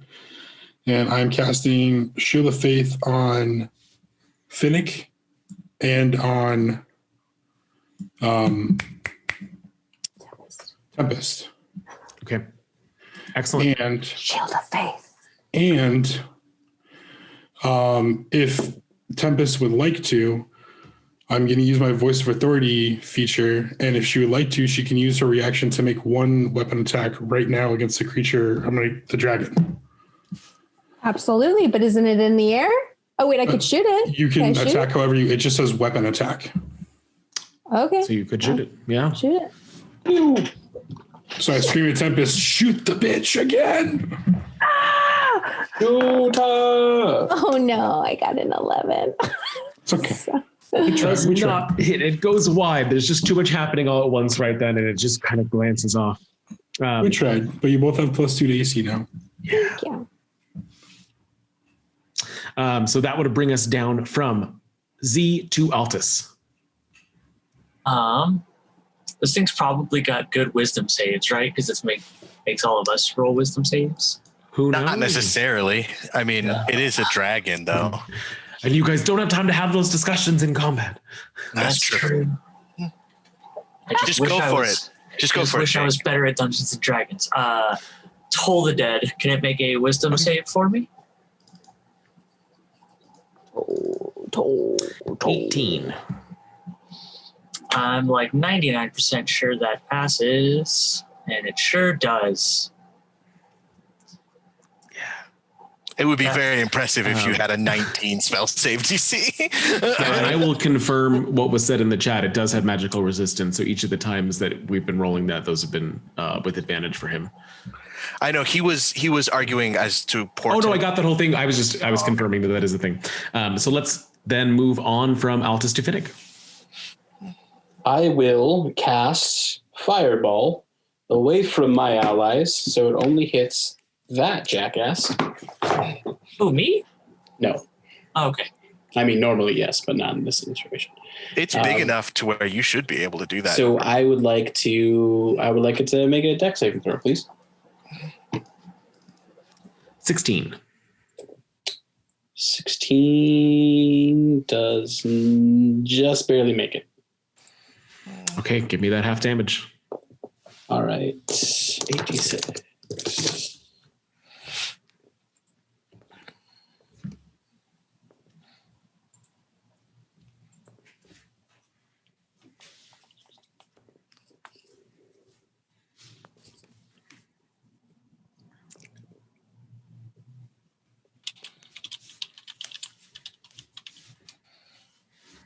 That is 32 full damage. So whatever that is, halved. 16. 16. It's starting to look really rough. You're hearing like hinges scrape with each of its movements and metallic clanking now when it used to be this graceful beast.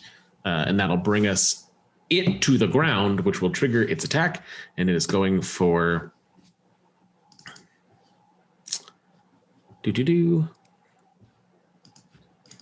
a tail attack against Tempest, and that is a 24 to hit.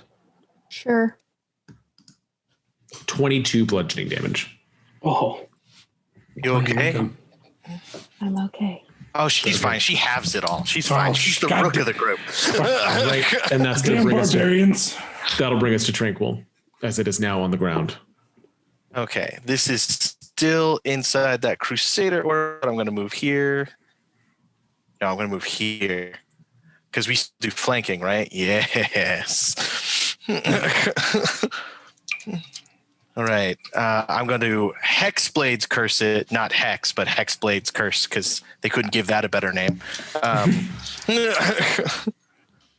One off from a crit. So 18 plus. I think 18 hits. So, but 18 plus 5. That does hit, yeah.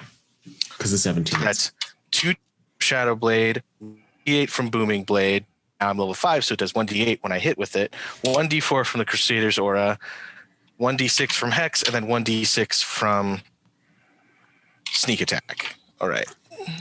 That's a lot of dice. Good. Why did It's I give 100%. Hey, it's 100% what Tranquil is made for. These are all just class features. 8, 9, 10, 13, 16, plus 8, so 24, plus 2, 25, 26, plus my proficiency, 27, 28, 29, and that's it, 29. And how much of that is what kind of damage? It is a combination of psychic, necrotic, 1d4, 3 of it was radiant damage. Okay. And then the rest is, yeah. It is hanging on by a thread as it stands there. You can see that its wings, one of them is like cockeyed as it's hanging just by a single tendon. The head is not being lifted properly, and the actual skull itself is cockeyed. And that'll bring us to Valin, who is going to try and finish it off with a chill touch. And she gets a 13, so that is going to go wide, and that'll bring us back to Tempest. Okay. I'm going Lynn to steps forward here. I'm going to attack recklessly. And does that count? Give me advantage on both attacks? Oh God. You don't need to. We're flanking, so you have advantage already. Oh, I have advantage anyway. Excellent. Okay. 2 attacks. Here we go. 14 plus, so 18 for the first one, and that's going to be 22 for the second one. Those will both hit. Okay, so then that's going to be my D12s.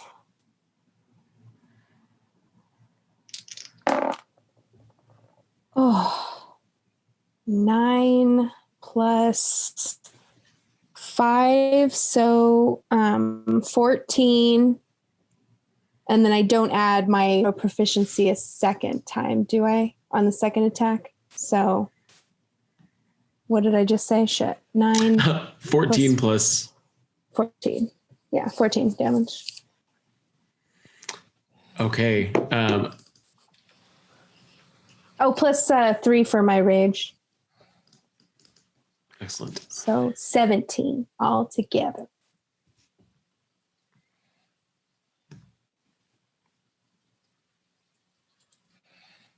The dragon makes a horrific grinding noise as it begins to shudder and crumble to pieces.